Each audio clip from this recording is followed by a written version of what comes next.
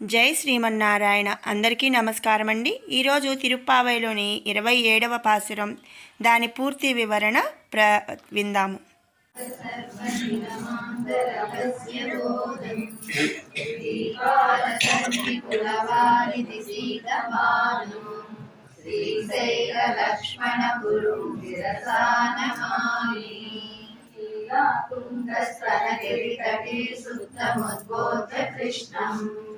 आराध्यं संस्कृतिशतशिरसिद्धमध्यापयन्ति रोचिष्ठायां सजनिकलितं या बलाकृत्य मुक्ते गोदा तस्यै नम इदमिदं भूय एवासु भूयः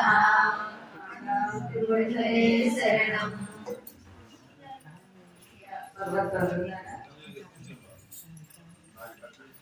పరమాత్మ స్వామి మనల్ని ఎలా ఉద్ధరించాలా, ఎలా ఉజ్జీవించే మార్గం వెనుక చూపించాలా అని బాధపడుతుంటే ఆ ఉద్దేశం నేను ఏ విధంగా అన్నా వీళ్ళని ఉజ్జీవింపజేసి వాళ్ళు మిమ్మల్ని చేరే మార్గం చూపిస్తానని చెప్పి మన మీద ఎంతో తాను ఉండే కాబట్టి ఉదయమాటనే బోర్పు కదండి అని చెప్పడంతో మామన్నాడు, నేను ఎన్నో అవతారాలు వచ్చాను, ఎన్నో మహిమలు చూపించా, అది చేసినా చేయలేంది నువ్వు ఆలోచిస్తే మటుకు వాళ్ళు మాట్లాడా నన్ను ఉత్తేజించే మార్గం, నన్ను చేరే మార్గం తెలుసుకుంటారా అంటే, స్వామి నువ్వు స్వామివి, నువ్వు ఎలాంటి వాడివి?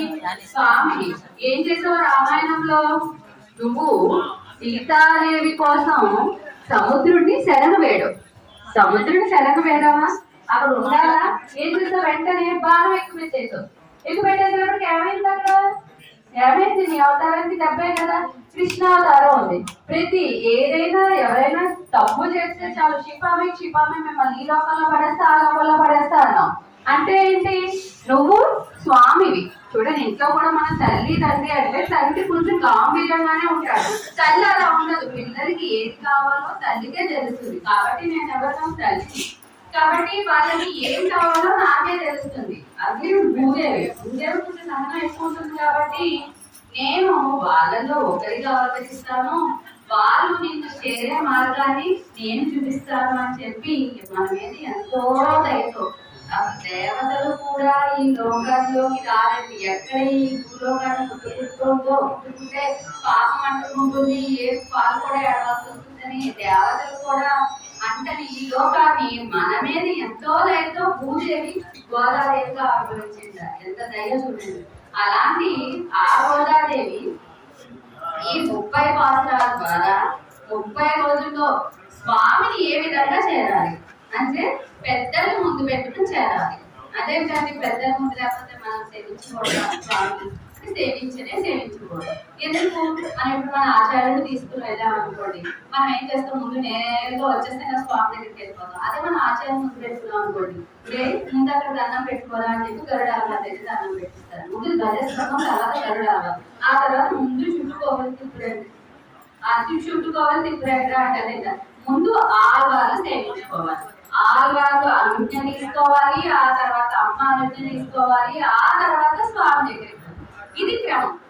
ఇది ఎప్పుడైతే మనకి ఆచారంలో పెద్దల్లో ముందు పెట్టుకెళ్తే మనకి ఇవన్నీ కూడా చెప్తారు. కాబట్టి అలాంటి పెద్దల ముందు పెట్టుకుని వెళ్తారు. ఇంకా ఏంటి? మనం ఒకవేళ మనం చేసేవన్నీ తప్పులే కాబట్టి మనం చేసే తప్పులు ఎప్పుడైతే పెద్దలు ముందు పెట్టుకున్నాం అనుకోండి, ఓహో వీడు మంచివాడు, వీడిని ఆశ్రయించాడు అంటే వీడిలో కొంచెం మంచి గుణాలు ఉన్నాయేమో అని చెప్పి వాళ్ళ మీద ఉంటే దయతో మనం చేసే తప్పులన్నీ కూడా చెప్పేస్తాడు స్వామి. కాబట్టి పెద్దల్ని ముందు పెట్టుకుని వెళ్ళాలి అని చెప్పి ఈ 30 రోజుల్లో కూడా స్వామి ఏ విధంగా చేయాలి అని చెప్పి మనకి గోదాదేవి మన మీద ఎంతో దయతో తాను ఈ వ్రతాన్ని చేసి మనం కూడా ఆచరించేలా చేస్తాం. ఈ పెరియాలు తల్లి గారు పెరియాల గారు ఏం చేసేవారు? తిరుమాలి సోలేలో ఉండే పెరుమాలకి పుష్పమాలని మాలగా చేసి పుష్పాలని స్వామికి సమర్పిస్తూ ఉండేవారు. ఏమైంది? పామాల పూమాల ఇవి 2 మాలలు సమర్పించింది. పాసురాల మాల 30 పాసురాల మాల, పూమాల అంటే తాను ధరించి విడిచిన మాలని స్వామికి ఒక చిహ్నంగా పంపించింది. కాబట్టి ఏమైంది? 2 మాలల్ని స్వామికి సమర్పించింది. ఒక రోజు ఏమైంది, ఈవిడ నూతిలో తాను పెరియాళ్వారు గారు మాలలు చేసి అక్కడ పెడితే తాను ధరించుకుని తన అందాన్ని నూతిలో చూసుకుని అక్కడ పెట్టేసింది. మళ్ళీ వీరు పెరుమాళకి సమర్పిస్తూ ఉంటే ఒక వెంట్రుక కనిపించింది సార్. ఆయన ఎంతో పాపం బాధపడిపోయి, అయ్యయ్యో స్వామి నేను చాలా దోషం చేసేసానే, ఏం చేయాలి స్వామి అని చెప్పి, అంతే కదండి పెరుమాళ విషయంలో కానీ పెద్దల విషయంలో కానీ అపచారం చేస్తే అది నిష్ఠులుగా ఉండేటటువంటి వాళ్ళు పెద్దలు ఆచార్యులు వాళ్ళకి చాలా బాధ. ఏం చేశారు, కింద పడుకుని ఉపవాసం చేసి ఏం చేయాలో ఆయన తెలియదా. ఏమో చిన్న పిల్లని ఏమంటారు, ఏదో తెలియక చేసింది అని చెప్పి వెళ్ళి స్వామి వేడుకుంటే ఆ రోజు ఆయన స్వప్నంలో కనిపించి, పెరియాళ్వారే మీ అమ్మాయి ధరించి ఇచ్చిన మాలే నాకు కావాలి అని చెప్పారట. ఆ విధంగా తన మాలతో స్వామి స్వోచ్చిష్టాయాం సజనితం యావల చుచ్చుకుంటే అన్నారంటే తన మాలతో స్వామిని బలాత్కారంగా తాను నిర్బంధించింది. అంటే స్వామి ఇద్దరికే ఉండేటండి కృష్ణావతారంలో. ఒకటి యశోదాదేవి రోడ్డుకి బంధిస్తే ఆయన ఎంతటి వాడండి, ఆవిడ వల్ల కాలే, ఇంకా కట్టి ఆవిడకి విసుకొచ్చి ఇక పోరా నువ్వు అని చెప్పి వదిలేస్తే ఇంకా ఆవిడ బాధను చూడలేక కట్టుబడిపోయాడు యశోదాదేవికి. అదే విధంగా ఈవిడికి మాల రూపంలో ఈవిడికి కట్టుబడ్డారు. చాలా కృష్ణావతారంలో ఇద్దరికే కట్టుబడ్డారు. ఇంకా ఏంటంటే పెరియాళ్వారికి అప్పట్లో 9 పదాలకి పెళ్లి చేస్తారు కదండి. చేస్తే ఈవిడ వివాహం సమయం ఆసన్నమైందని చెప్పి పెరియాళ్వారు వీరికి వివాహం చేయాలని చూస్తే ఏం చెప్పారంటే, అమ్మ తిరుమలలో ఉండే వెంకటేశ్వర స్వామి పెళ్లి చేసుకుంటామంటే, అయ్యో నాన్నగారు ఆయనకి నిత్య భక్తులే, ఎప్పుడు కూడా ఖాళీ అనేది ఉండదు, అలాంటి ఆయన దగ్గర నన్ను ఉండమంటారు, ఆయన నన్నే గమనిస్తాడు అని చెప్పేసి మన పెద్దలు చెప్తారు.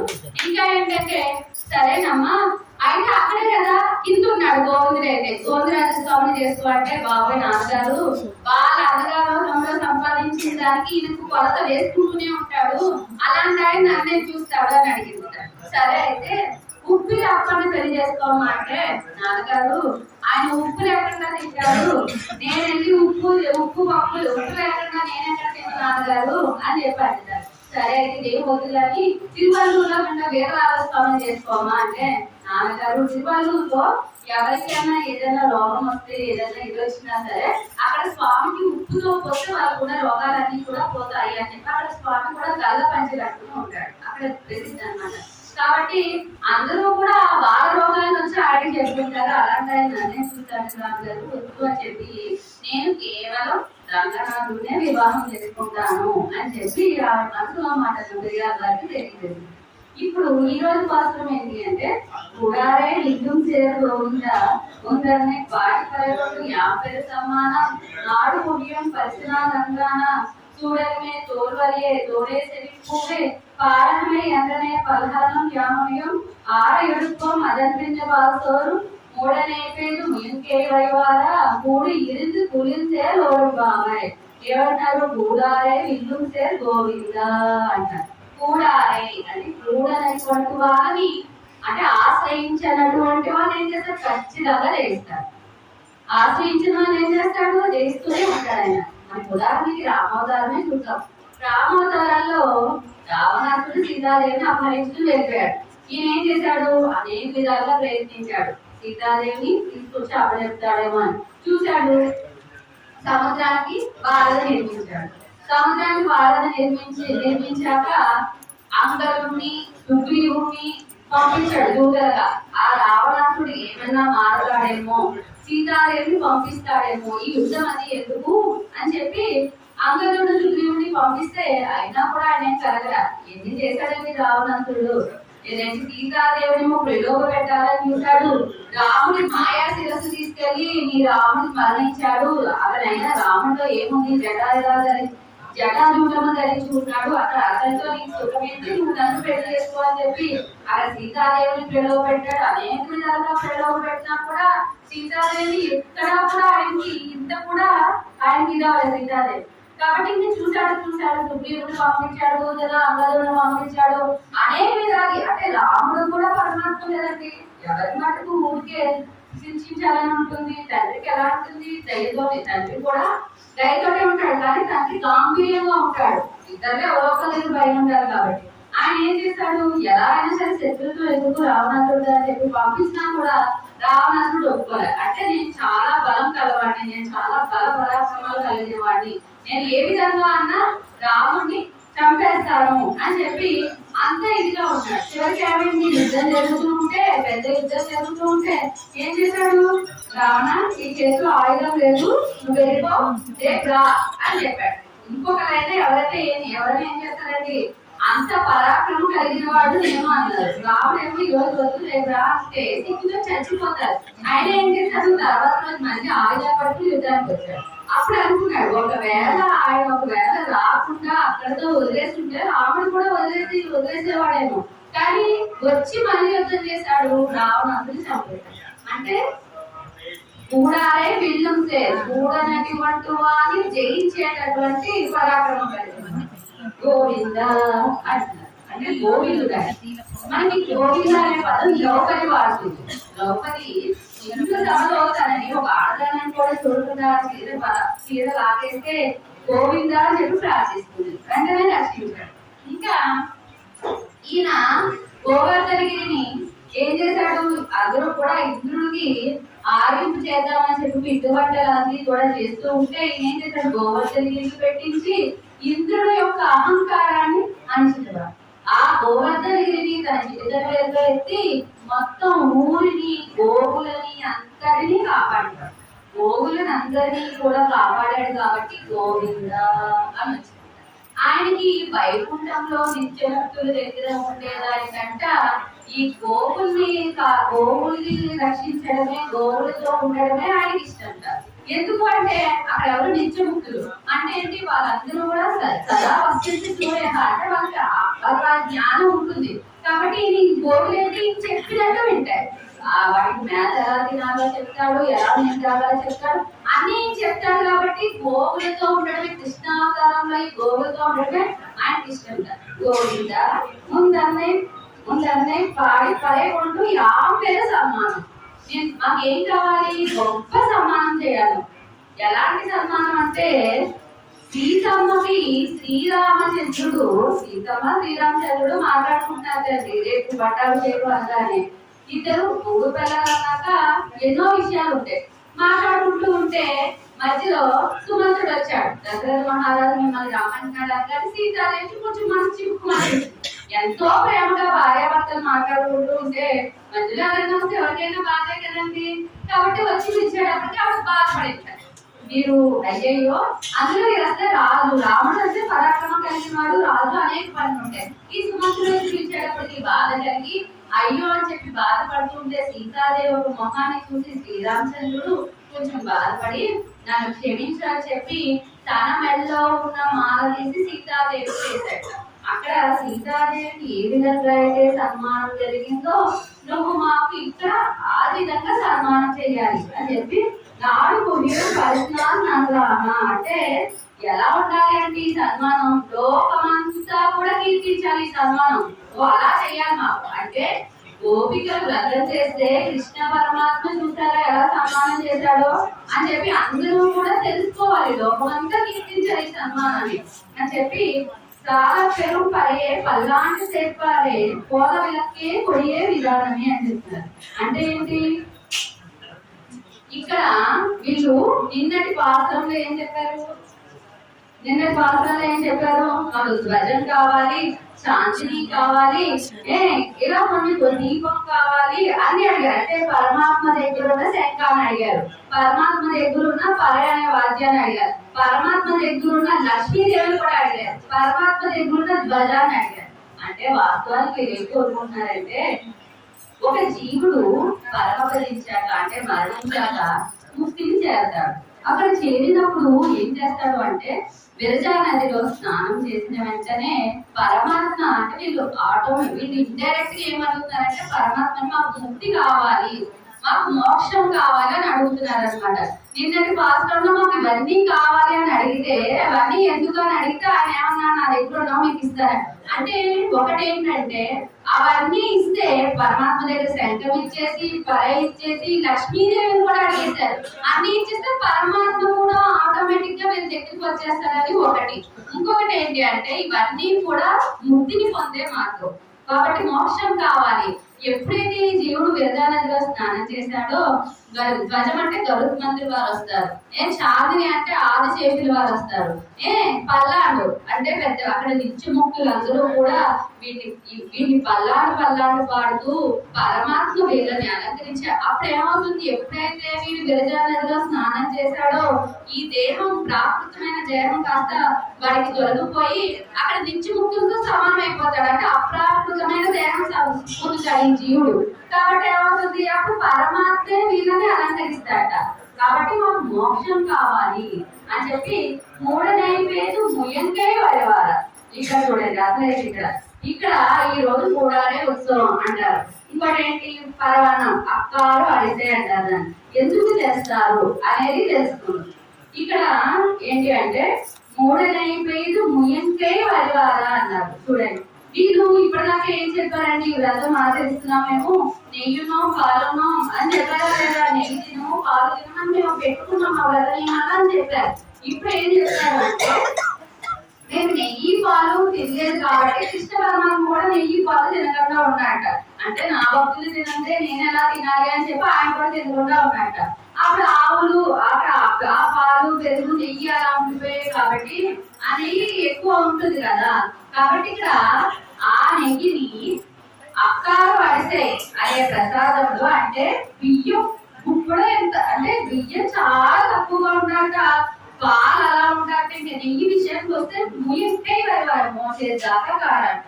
అయ్యయ్యో మనమైతే ఈ రోజులు వేసుకుంటామండి, నెయ్యి రేటు పెరిగిపోయింది, కొలెస్ట్రాల్ అనుకోకుండా కూడా మనం వేసుకోం. కాబట్టి అక్కడ ఏం చెప్తున్నారు, ముయంకై వరవారు మోసేదాకా కారుతూ ఉంటారు. అలా ఉండాలి ఆ నెయ్యి. ఇంకేంటంటే ఈ వ్రతం చక్కగా సాగితే ఈ సుందరబాబు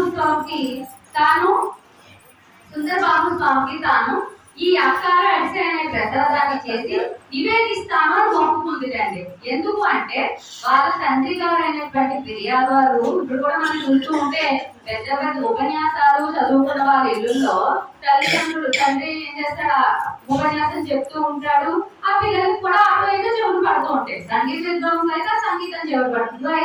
అలా ఏదైతే అది ఈ వీళ్ళ నాన్నగారు ఫిర్యాదు వారు ఉపన్యాసం చెప్తూ ఉన్నారు.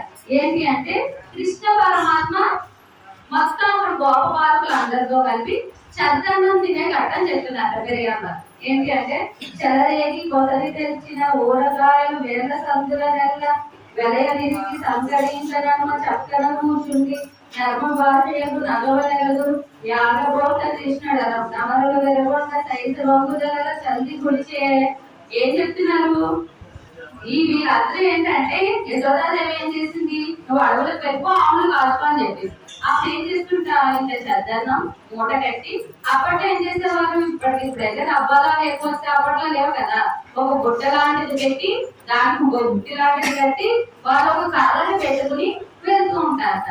అప్పుడు ఈ కృష్ణ పరమాత్మతో పాటు మొత్తం గోపాలకులు అందరూ కూడా అలాగే తీసుకెళ్తారు. తీసుకెళ్లి మధ్యలో ఈ చద్దన్నం తినాలి. చద్దన్నం తిన్నామంటే మనలాంటి వాళ్ళు తింటే అదేం గొప్ప అవుదండి. అక్కడ కృష్ణ పరమాత్మ తిన్నాడు. ఏం చేశాడు, మధ్యలో వచ్చింది తీయండి అలా చద్దన్నం మూటలు అన్నాడు. చద్దన్నం తీస్తే అందరూ ఏం చేస్తున్నారు, అందరూ మొత్తం అందరూ వరుసగా కూర్చోండిరా అన్నాడు. అందరూ కూర్చున్నారు, మధ్యలో కృష్ణ పరమాత్మ కూర్చున్నారు. ఇంకా అందరితో కలిసి కూర్చుని తింటామే ఎవరికైనా ఆగదు, ఇది వరకు. కాబట్టి ఏం చేస్తాడు, మధ్యలో ఆయన కూర్చున్నాడు, చుట్టూ అందరినీ సరే తీయండిరా అన్నాడు. అందరూ చద్దన్నం తీసినాక వేల సందులో వాళ్ళు ఏవైతే ఆవకాయ బద్దలు తెచ్చుకున్నారో అవి వేల సందులో పెట్టుకున్నారట. చేతిలో చద్దన్నం పెట్టుకున్నారట. ఇలా చద్దన్నం తింటాం, ఇలా ఆవకాయ బద్ద కొరకడం, అలా తినంటారా అన్నాడు. సరే అని వాళ్ళు తింటూ ఉన్నారు, మధ్యలో కృష్ణ పరమాత్మ కూడా తింటున్నాడు. ఎంత ఆనందం వేసిందంటే పరమాత్మకి, తను కూడా ఆ పరమాత్మ కూడా ఆనందిస్తున్నట. ఎందుకంటే తాను ఈ కృష్ణావతారంలో కృష్ణుడిగా జన్మించి తనతో ఉండే గొప్ప బాలకులు అందరితో కూడా తను అలా పూజించిన కృష్ణ పరమాత్మకి ఆనందం వేసింటారు. అలా తిన్నాడు. తింటూ ఉంటే దేవతలు ఏం చేశారు అంటే, ఎలాగైనా సరే ఈ కింద పడుతుంది కదా, ఈ కింద పడిన వాటిని తినాలి అని చెప్పి కాకుల రూపంలో వచ్చేస్తారు. ఈయనెవరు? ఈయన అంతకన్నా దేవతలు ఏంటి, ఈయన తెలివైన ఆయన కాబట్టి ఆ దేవతలు ఎలా ఆట పట్టించాలని ఏం చెప్పట, చెత్తన్నం మూటలు విప్పండి, కానీ ఏం చేస్తారు అంటే ఒక్క మీద కూడా కింద పడకూడదు. ఇది ఎలా తింటారో మా గొప్ప బాలకులకు ఏమీ తెలియదు పాపం. కృష్ణ పరమాత్మ చెప్పింది వినడమే వాళ్ళకొచ్చు. ఇలా కాడ పెట్టుకుంటే, ఇలా కాడ పెట్టుకుని అటొకటి ఇటొకటి కట్టుకుని ఈ తలుపు మధ్యలో చెల్లాలంటే వాళ్ళకి కలిసి ఇలా తిరిగి వెళ్ళాలని కూడా తెలియదు పాప. అమ్మాయిలు ఇలా నేరుగా వెళ్ళిపోతూ ఉంటారు. కాబట్టి పిల్లలు ఒకే ఒక గుణం, కృష్ణ పరమాత్మ ఏది చెప్తే అదే వింటారు. కాబట్టి కింద పడకుండా తినేసేయండిరా అన్నారు. ఒక్క మెతుకు కూడా కింద పడకుండా తినేసారట. ఆ దేవతలు కాకుల రూపంలో వచ్చిన వాళ్ళకి ఒక్క మెతుకు కూడా ఏం దొరకలేదు. ఆ తర్వాత ఏం చేశారు, వీళ్ళు చేతిని కడుక్కోవాలి కదా, యమునా నదికి వెళ్తారు. ఓహో, అయితే వీళ్ళు యమునా నదికి వెళ్తారు కాబట్టి మనం చేపల రూపంలో యమునా నదిలో దాపుతుందాం అని చెప్పి చేపల రూపంలో వెళ్ళిపోయేటప్పటికి ఈయన ఏం చేశారట, సరే వీళ్ళు ఇక్కడ ఉన్నారు కదా అని, రే చేతులు కడగద్దు, తుడి చేసుకోండి ఉండాలి అని చెప్పాట. చేతులు మొత్తం తుడి చేసుకుని ఒక్క మెతుకు కూడా దేవతలకి దక్కకుండా చేశాడు కృష్ణ పరమాత్మ. అలాంటి పరమాత్మ అంటే ఎవరికి ఏది ఇవ్వాలి, ఆడి ఇవ్వాలి అని అనుకున్నాడంటే ఎక్కడున్నా వాళ్ళకి ఇస్తాడు, ఇవ్వకూడదని అనుకుంటే ఎవరికే. కాబట్టి అలాంటి ఆ చద్దన్నం కట్టాలి ఈ గోదావరి విని, ఓహో పరమాత్మకి ఇలా అందరితో కూర్చొని తింటే ఇంత ఆనందమా అని చెప్పి ఈ వ్రతాన్ని ఎప్పుడైతే మొదలు పెట్టుకుందో అప్పుడే అనుకుంది ఈ వ్రతం చక్కగా సాగితే 30 రోజులు ఎటువంటి నిర్విఘ్నం కూడా లేకుండా సాగితే నేను తిరుమలని సోలేలో ఉన్న పెరుమాలకి, సుందరబాబు పెరుమాలకి నేను ఈ కూడాలయ ప్రసాదం అంటే అక్కారు అడిసే ప్రసాదాన్ని నివేదన చేస్తాను అని చెప్పి మొక్కుకునేటప్పటికి మనకి ఈ గోదాదేవి 2 ప్రబంధాలు మనకి ఇచ్చిందండి. ఒకటి తిరుప్పావై, ఇంకొకటి నాట్య తిరుమల. తిరుప్పావైలో ఆ విషయం చెప్పలేదు కానీ నాట్య తిరుమల చెప్పింది అనమాట. నాడు కోயில் మాదిరం సోలే నంబిక నా నూరు కడావి వెళ్లి వాడి నెరదు పరాయి వైతే నూరు కడాలి నిனைந்து అక్కారు పడితే సొన్నేను. ఏం చెప్తోంది, నేను మొత్తం 108 గంగారాలతో అక్కారు అడిసే అనే ప్రసాదాన్ని తిరుమాలి సోలేలో పెరుమాలికి సమర్పిస్తానని మొక్కుకుంది. ఇవి మొక్కుకుందండి. ఈ వ్రతాన్ని అందరినీ చేసింది. ఏం చేసింది, చాలు వ్రతమంతా అయిపోయాక పరమాత్మలో ఐక్యం అయిపోయింది. పరమాత్మలో రంగనాథ స్వామిలో ఐక్యం అయిపోయింది ఆవిడ. అంటే ఇక్కడ ద్వాపర యుగానికి కలియుగానికి ముందు, ద్వాపర యుగానికి తర్వాత అన్నమాట. ఎప్పుడైతే వ్రతం అంతా సాగింది, అయిపోయింది, చక్కగా వ్రతాన్ని చేసింది, వెళ్ళి పెరుమాలలో ఐక్యమైనప్పటికీ 108 గంగారాలు చేయలేకపోయింటారు. ఆ తర్వాత పాపం మనకి ఆచార్యులు ఈ వైష్ణవ సాంప్రదాయాన్ని ముందుకు తీసుకెళ్లిన వాళ్ళలో ప్రథములైనటువంటి భగవద్ రామానుజులు వారు ఏం చేశారు, ఈ గోదాదేవి యొక్క ప్రబంధాలన్నీ చదివి, ఓహో ఈవిడికి ఇంకా ఈ 108 గంగాలది కోరిక ఉండిపోయిందని చెప్పి వారు ఏం చేశారట, మొత్తం సుందరబాహు స్వామి పెరుమాళకి 108 గంగాలతో అక్కారు పడితే పరవన్నం ప్రసాదం చేసి నివేదనగా సమర్పించారు. ఎప్పుడైతే ఇలా సమర్పించారో ఆవిడ ఆనందమే. ఇప్పుడు కూడా మనం చూస్తుంటే ఈ కూడాలయ అనే రోజున ప్రతి దేవాలయంలో కూడా ఇక్కడైతే ఇక్కడి వెంటైతే కొండైతే ఏదైనా సరే 108 గంగాలతో పెరుమాళకి నివేదన చేస్తారు. కాబట్టి ఆయన 108 గంగాలతో స్వామికి నివేదన చేస్తారు. అప్పుడు ఈవిడికి ఆనందం కలిగి వీళ్ళు తర్వాత అక్కడ నివేదన అంతా చేసేసి టీవీ గుంటూరు వెళ్తే అప్పుడు ఆవిడ అక్కడి నుంచి కొంచెం ముందుకు వచ్చి ఎన్ కోయిలన్నా వా అని ఆహ్వానించింట. అంటే నా అన్న అయినటువంటి రామానుజ రా అని ఆహ్వానించింట. అంటే ఒక చెల్లి యొక్క కోరికను ఒక అన్న తీర్చినట్టు. కాబట్టి అలా తాను తన చెల్లి కోరికగా తాను యొక్క ఈ అక్కారు అడిసే ప్రసాదాన్ని పెరుమాళకి నివేదించాక రామానుజుడు.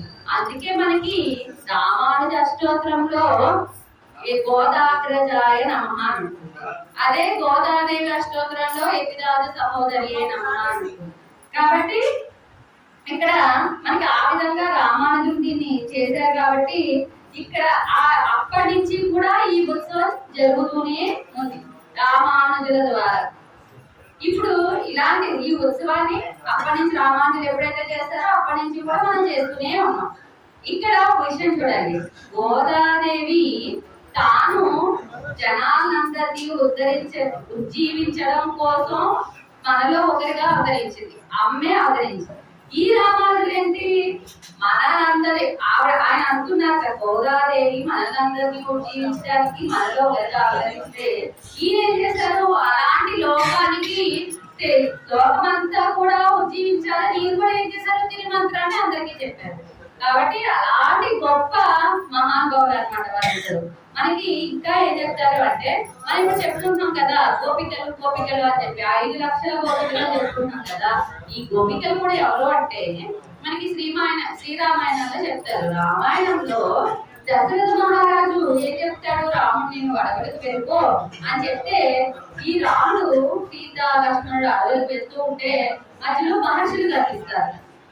ఋషులు కనిపిస్తే వాళ్ళు ఏమంటారు అంటే వాళ్ళ యొక్క కష్టాలు శ్రీరాముడికి చెప్పుకుంటే శ్రీరాముడు అయ్యయ్యో నేను ఇలా అరణ్యానికి రాబట్టి వీళ్ళు ఎంత కష్టపడుతున్నారో నాకు తెలుస్తోంది, మా నాన్నగారు ఒక విధంగా మంచి పనే చేశారని అనుకుంటాడు. ఆ మహర్షులు ఈ రాముడి యొక్క సౌందర్యాన్ని చూసి అసలు ఎంత అందంగా ఉన్నాడు శ్రీరామచంద్రుడు అని అనుకుంటాడు. వాస్తవానికి ఒకటండి, మహర్షులు అందం గురించి పొగడ్డం ఏంటి అంటే, ఇక్కడ సౌందర్యం గురించి చెప్పడం ఏంటి మహర్షులు అంటే, మనకి ఇక్కడ 2 ఉంటాయి, ప్రాకృతిక సౌందర్యం, అప్రాకృతిక సౌందర్యం. ఇక్కడ ఏంటి, వీళ్ళు అప్రాకృతిక సౌందర్యం పరమాత్మ సౌందర్యాన్ని ముచ్చటిస్తున్నారు కాబట్టి తప్పేం లేదు. కాబట్టి ఏంటి, అలాంటి శ్రీరామచంద్రుడి యొక్క సౌందర్యాన్ని చూసి మహర్షులు ఎంతో ముచ్చట పడిపోయి ఒక్కసారి ఆలింగనం చేసుకోవాలనుకున్నారు శ్రీరామచంద్రుడు. అప్పుడు శ్రీరామచంద్రుడు చెప్తారు ఏమని అంటే మహర్షులతో, ఈ అవతారంలో నా కౌగిలి కేవలం సీతాదేవి తప్ప ఇంకెవరికి ఏమి లేదు. ఆ తర్వాత ఆంజనేయ స్వామికి ఇచ్చాడు వీళ్ళిద్దరికే, ఇంకెవ్వరికి కూడా ఇంకా ఇవ్వడం జరగదని చెప్తాడు. ఆ తర్వాత ఏం చెప్తాడు, తర్వాత కృష్ణావతారంలో చూద్దాము అంటాడ. ఆ మహర్షులే మనకి ఇప్పుడు గోపికలుగా అవతరించారట. వాళ్ళ యొక్క కోరికను తీర్చుకోవడానికి గోపికలుగా కృష్ణావతారంలో అవతరించి కృష్ణ పరమాత్మతో ఉండి కృష్ణ పరమాత్మ యొక్క అనుగ్రహాన్ని పొందిన వారన్నమాట గోపికలు. కాబట్టి అలాంటి కూడాలయ ఉత్సవాన్ని ఈ రోజు చూడండి, గోదాదేవి చక్కగా అలంకరించుకుని వీళ్ళు కోరుకున్న గోదాదేవి గోపికలు ఏంటి, మాకు గురుగీతలు కావాలి, ఏంటంటే మెడలో అలంకరించుకునే ఆభరణాలు కావాలి, కొత్త చీర కావాలి, ఇవన్నీ కూడా నువ్వే మాకు దగ్గరుండి అలంకరించాలి అని చెప్పి కోరుకుని ఇంకా ఏం చెప్పారు, ఈ ప్రసాదాన్ని చేసి ముయ్యంకై వైవారా మో చేతి దాకా నెయ్యి కారుతూనే ఉండాలి. అలా నెయ్యి కారుతూ ఉంటే అంటే సింహాసనం మీద కూర్చోబెట్టారు కదా వీళ్ళు పరమాత్మను తీసుకొచ్చి. పరమాత్మను ప్రార్థించారు, నువ్వు సింహగమనంలో రావాలి అన్నారు, వచ్చాడు, సింహాసనం మీద కూర్చోబెట్టారు. కూర్చోబెట్టి మీకు ఏం కావాలరా అంటే మాకు పరాయణ వాద్యం కావాలి, శంఖం కావాలి, ఇలా అన్ని అడిగారు. అంటే డైరెక్ట్ గా స్వామిని అడిగారు. ఇప్పుడు ఏం చెప్తున్నారు, నువ్వు కూర్చున్నావు కదా, నీ చుట్టూ మేమందరం కూర్చుని ఈ ప్రసాదాన్ని మేము పూజించాలి.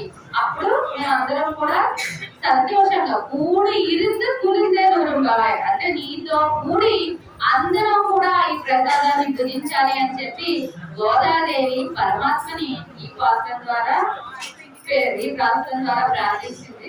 నిత్యశ్రీ నిత్యమంగళం అందరూ కూడా ధరించారు.